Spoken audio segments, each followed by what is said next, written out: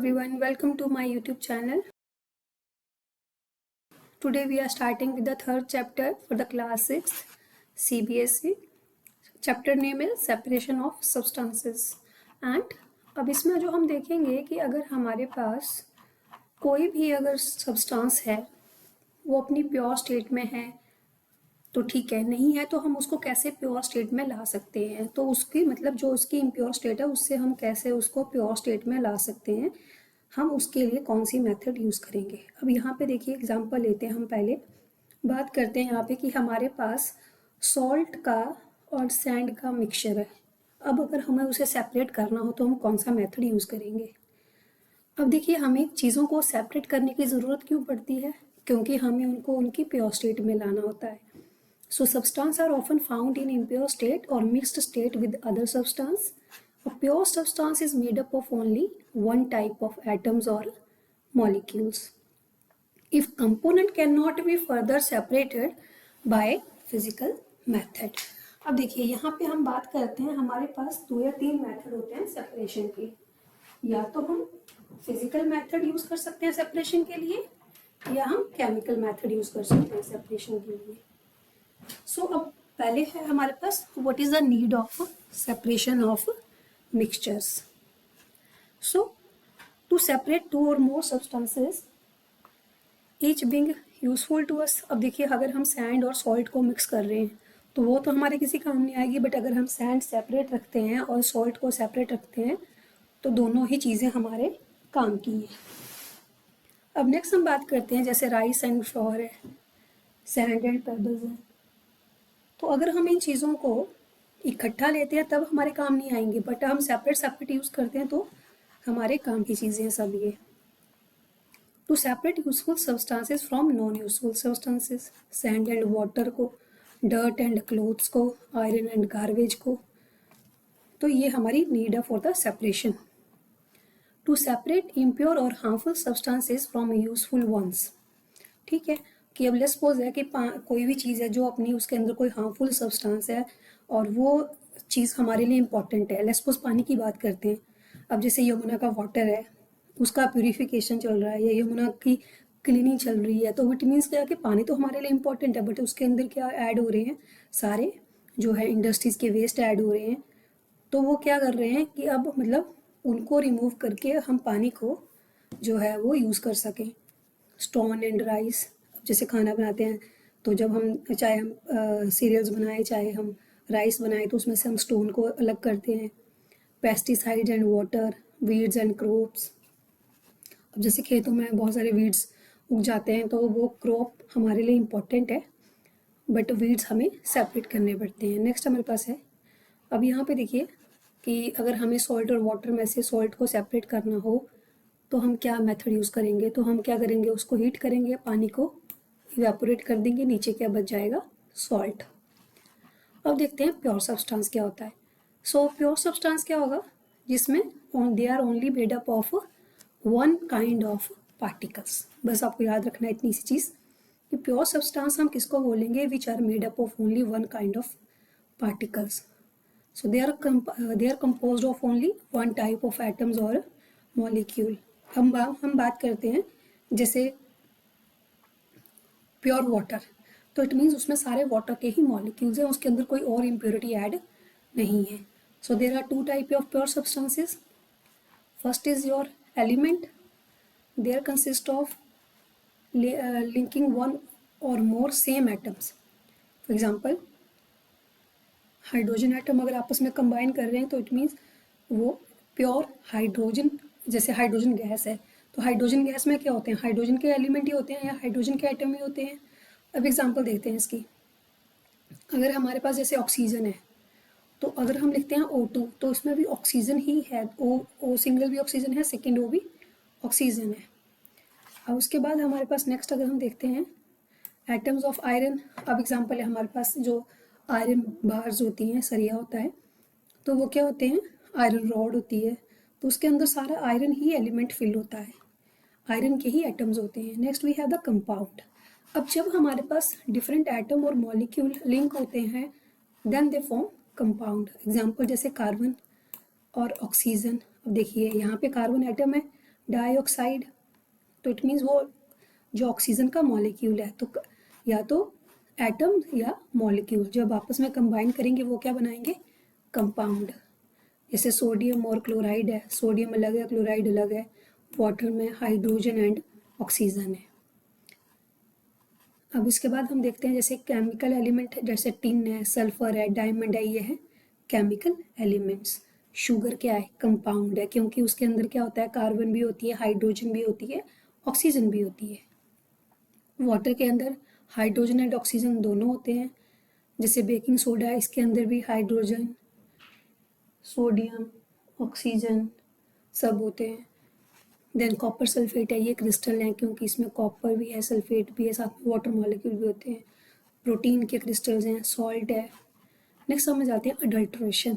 अब देखिए अडल्ट्रेशन क्या होता है, जैसे आप देखेंगे कि राइस या आप कुछ भी जैसे राइस लेते हो आप, तो राइस के अंदर आपको स्टोन निकलते हैं, जैसे आप जब भी साफ़ करते हो खाने को बनाने से पहले, या जैसे सीरियल्स हैं, सीरियल्स को साफ़ करते हैं घर पे तो देखा होगा उसमें स्टोन्स निकलते हैं। तो बेसिकली जो वो स्टोन है या बीच में जो डर्ट है या बीच में कुछ सैंड के ग्रेन्स हैं या फिर हमारे पास सॉइल के ग्रेन्स हैं, तो वो उनमें क्या है, सारी अडल्ट्रेशन।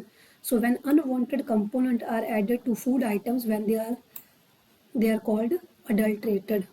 सो मतलब हम कुछ भी जो अनवांटेड चीज़ें हैं, कुछ ही खाने वाली चीज़ में मिक्स होती हैं, तो उनको हम क्या बोलते हैं, अडल्ट्रेशन। और जैसे ये इंसान है, ये क्या कर रहा है, जैसे राइस में से ये जो स्टोन के पीसेस हैं उनको निकाल रहा है, तो इट मीन्स ये जो है पूरा जो हमारे पास भरा हुआ बुरा ये किसी में अडल्ट्रेटेड है ये, तो मतलब उसको वो क्लीन कर रहा है। अब नेक्स्ट हमारे पास आता है मिक्सचर क्या होते हैं। देखिए मिक्सचर सिंपल आप दिमाग में रखिए भेलपूरी को।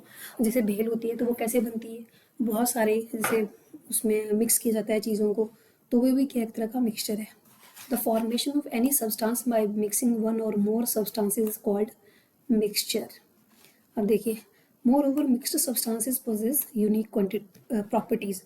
अब जब मिक्सचर बनता है तो हर जो कंपोनेंट है उसकी अपनी अपनी प्रॉपर्टीज़ होती हैं।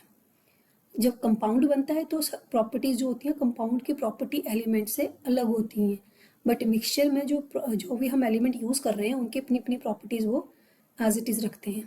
अब जैसे एग्जांपल है, milk is composed of water and cream. तो water, carbon dioxide and sugar are mix to form aerated drinks. Mixture of water, dead organic matter and broken rocks and minerals create soil. तो mixture किस किस का, water का, dead organic matter, rocks, minerals, ये क्या create करते हैं, soil बनाते हैं। अब mixture contain different substances called its component and that can be presented in ratios. तो देखिए यहाँ पे क्या है कि जो मिक्सचर होते हैं वो डिफरेंट डिफरेंट रेशो में प्रेजेंट होते हैं। अब देखिए मैटर क्या आ गया, प्योर सब्सटेंस एंड मिक्सचर में, प्योर सब्सटेंस में आ गया एलिमेंट एंड कंपाउंड, मिक्सचर में आ गया homogeneous mixture and heterogeneous mixture. अब देखिए यहाँ पे एलिमेंट और कंपाउंड,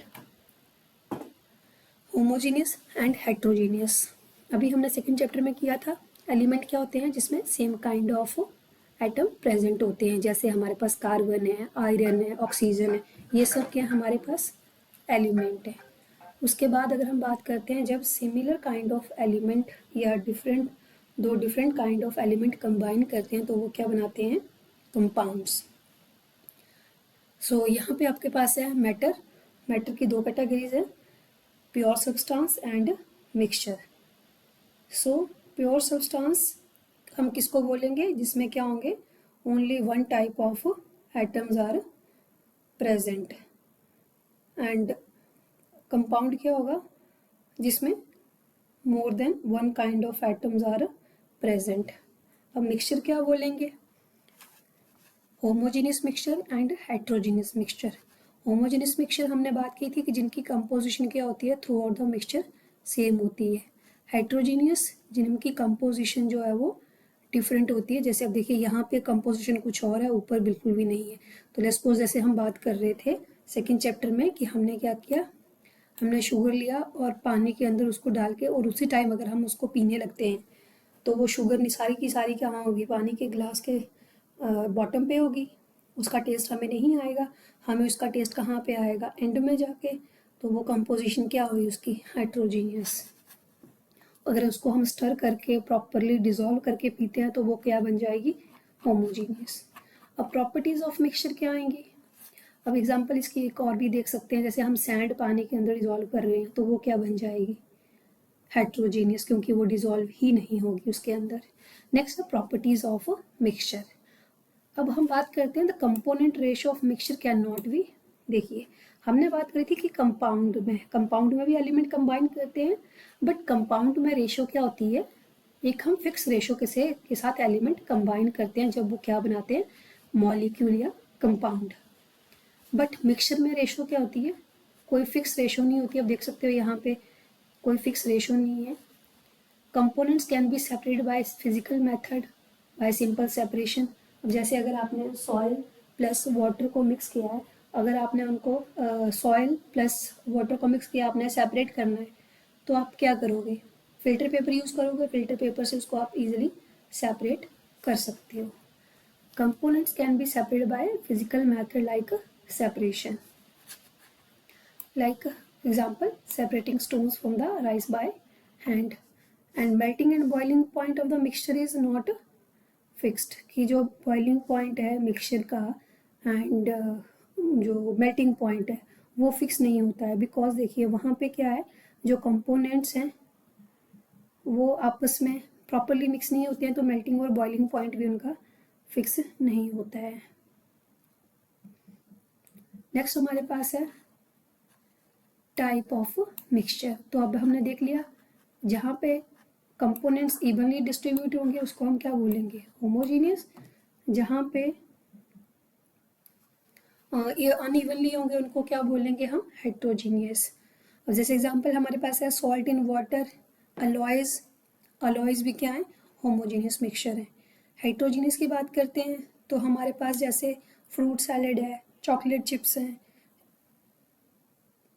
चॉकलेट चिप कुकीज़ हैं, तो उनमें भी क्या होता है, कुछ जो चोको चिप्स होते हैं ऊपर वो थोड़े थोड़े से ही होते हैं, तो वो क्या हुआ, हेट्रोजीनियस मिक्सचर, जिसमें जो कंपोनेंट्स है वो अनइवनली डिस्ट्रीब्यूटेड होंगे। अब जैसे ये क्या है आपके पास, देखिए हेट्रोजीनियस मिक्सचर होगा या होमोजीनियस मिक्सचर होगा, तो ये आपके पास कौन सी कैटेगरी में आएगा, हेट्रोजीनियस मिक्सचर में।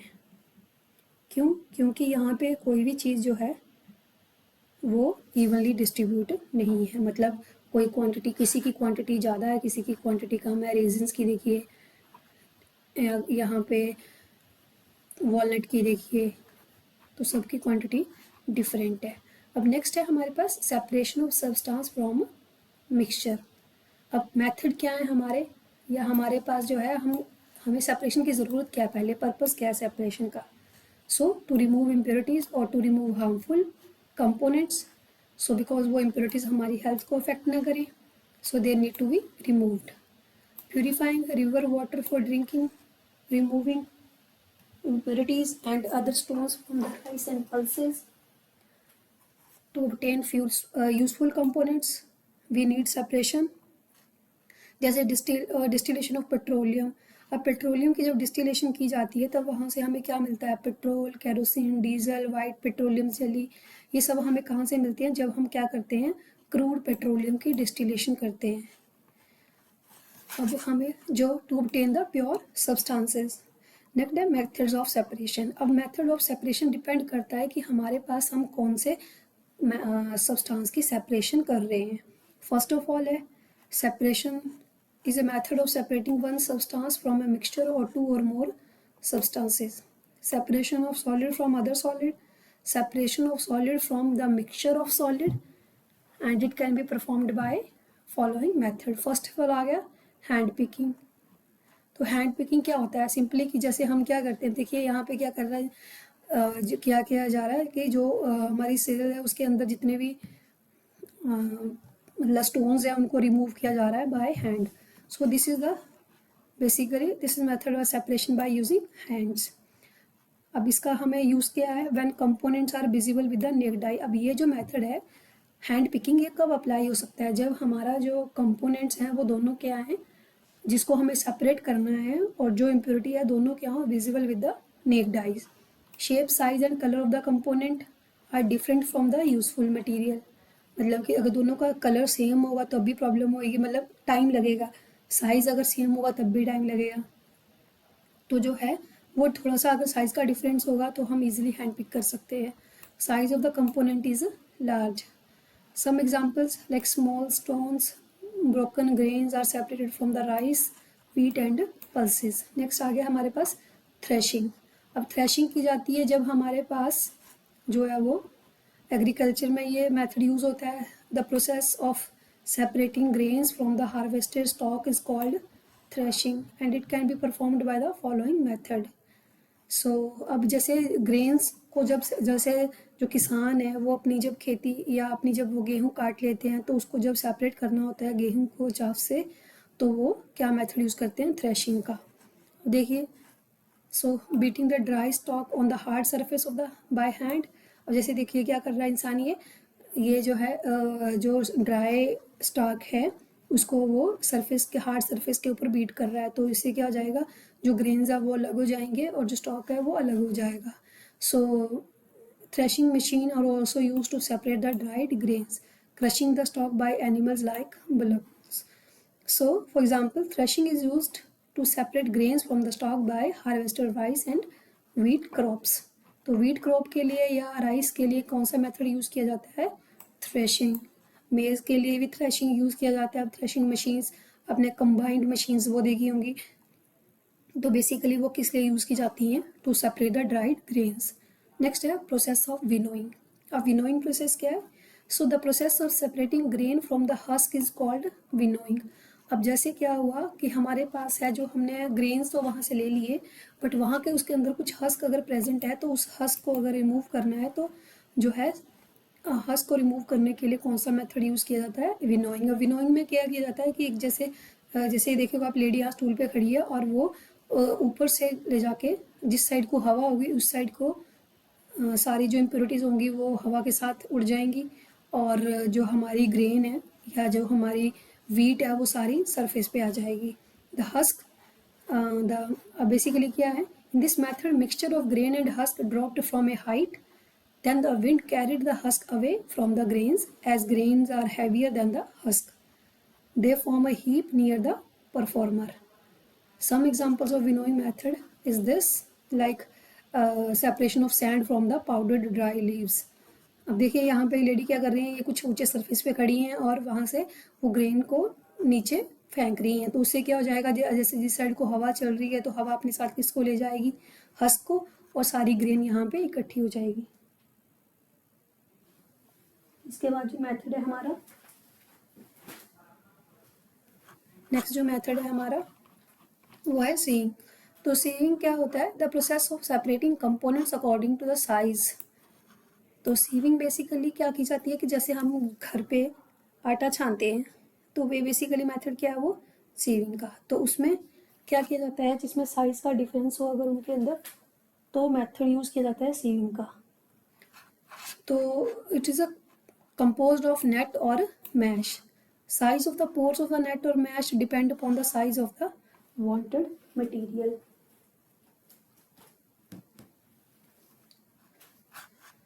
अब एग्जाम्पल सी बात है, अब जैसे घर में आटा छानते हैं तो वो मेथड क्या, मतलब किस लिए छानते हैं, क्योंकि जो आटे के पार्टिकल्स होते हैं, जो व्हीट फ्लोर है, उन जो ब्रान है उसको सेपरेट करने के लिए ब्रान का जो पार्टिकल साइज होता है वो थोड़ा बड़ा होता है, व्हीट का थोड़ा छोटा होता है, तो व्हीट जो है वो सीव में से ईजिली पास आउट हो जाती है।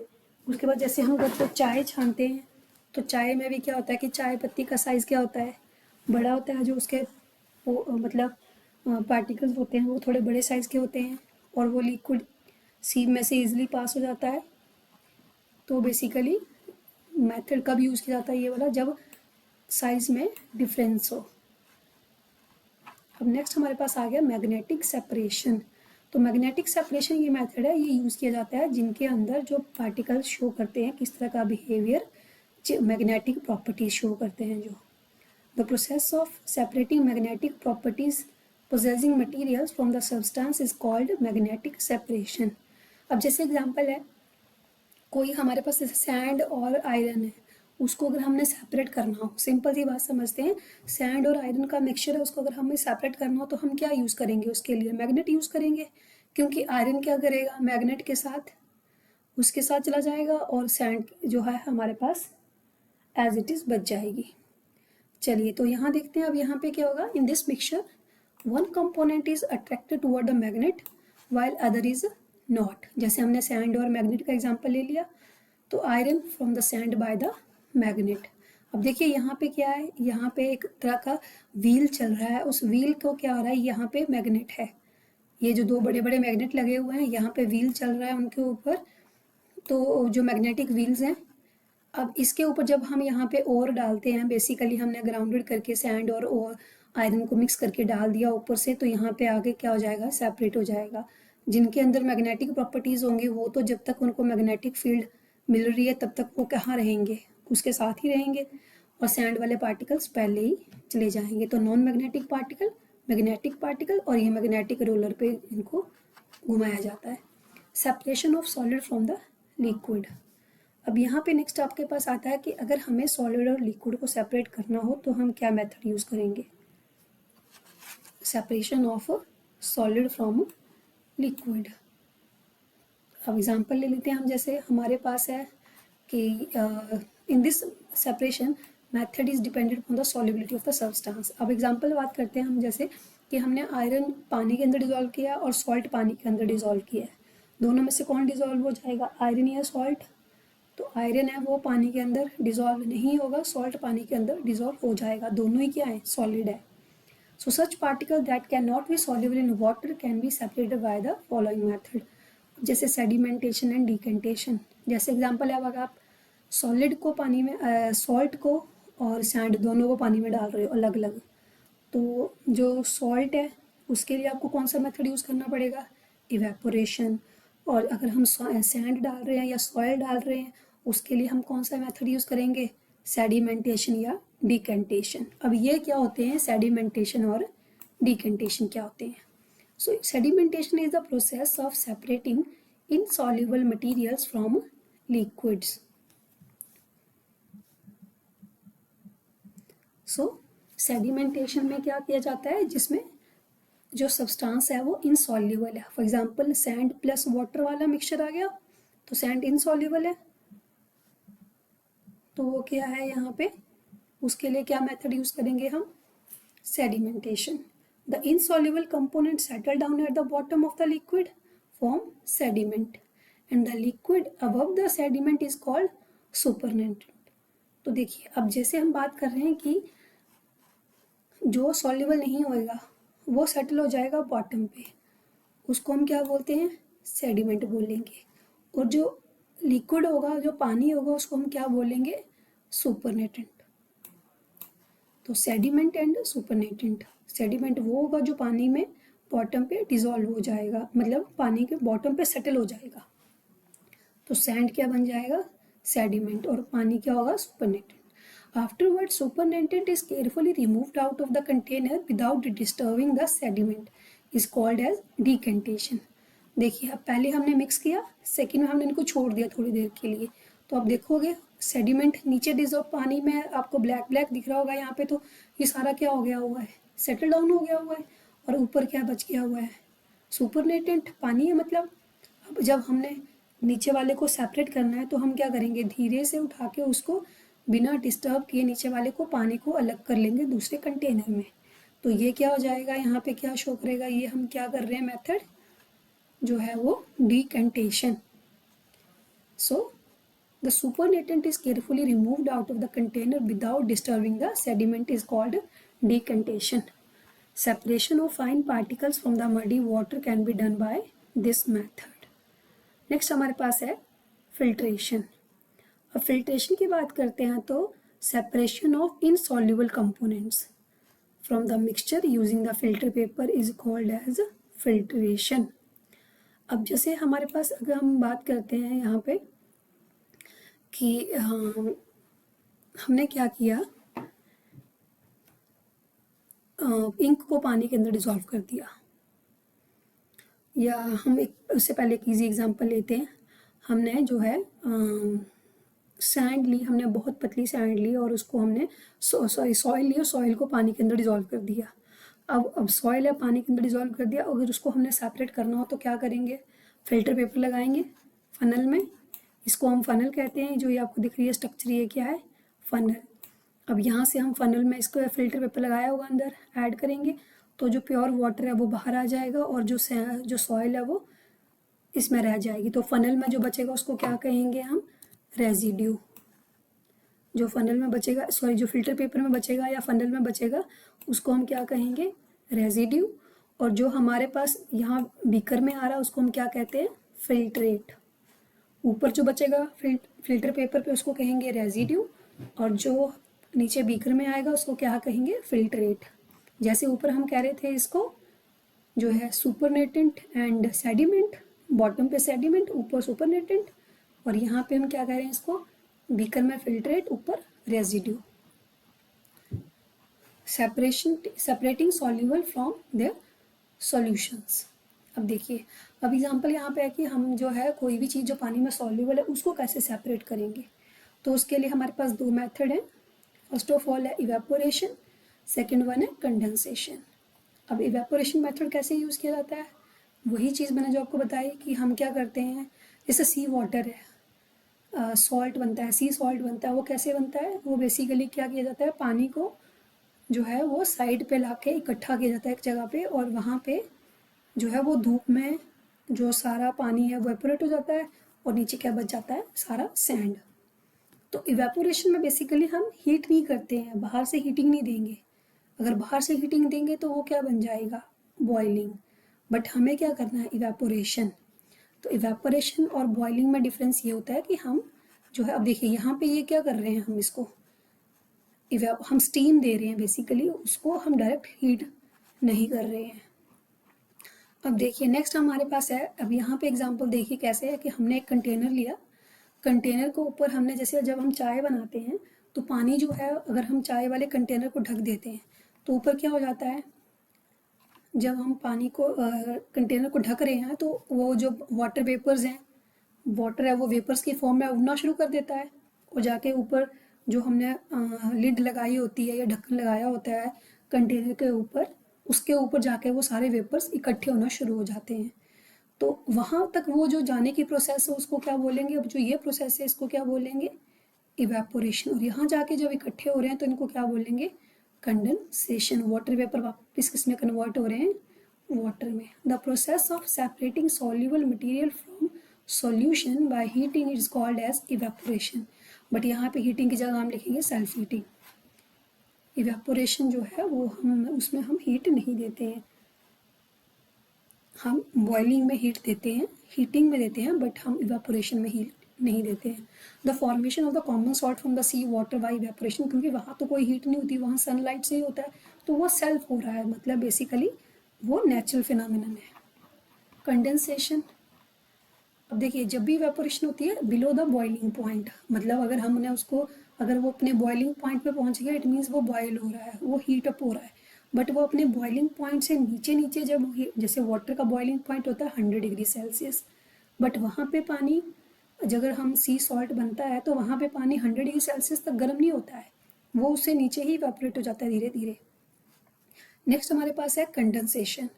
The process of converting water vapours into water by cooling is called as condensation. जो हमने यहाँ बात करी थी कि अगर हम लिड लगाते हैं चाय के कंटेनर के ऊपर तो वो पानी पहले वाटर वेपर्स में होता है, फिर वो वापस जो है वो, अगर यहाँ पे आप देख रहे हो तो पहले वेपर्स में जा रहा है फिर कंडेंस होके पानी की फॉर्म में वापस आ रहा है, तो इसको क्या बोलते हैं, condensation.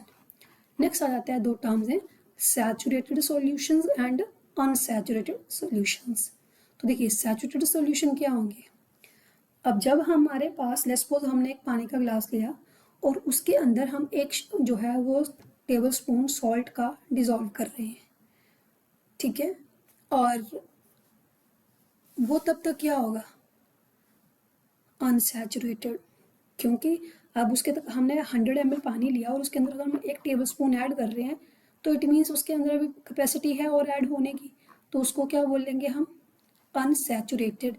The solution which can dissolve more solute at a given temperature is called as unsaturated. मतलब 1 टेबलस्पून डाला और दूसरा डालना चाहे तो डाल सकते हैं 100 ml के अंदर। बट अगर हमने 6 to 7 टेबलस्पून ऐड कर दिए, बट मतलब हमने 3 to 4 टेबलस्पून भी ऐड कर दिए 100 ml के अंदर, बट हम उसके बाद अगर ऐड करना चाहें तो वो नहीं ऐड होंगे और वो नीचे जो है वो इस तरह से बनना शुरू हो जाएगा, नीचे इकट्ठे होना शुरू हो जाएंगे। So the solution which can not dissolve more solute at a given temperature is called saturated.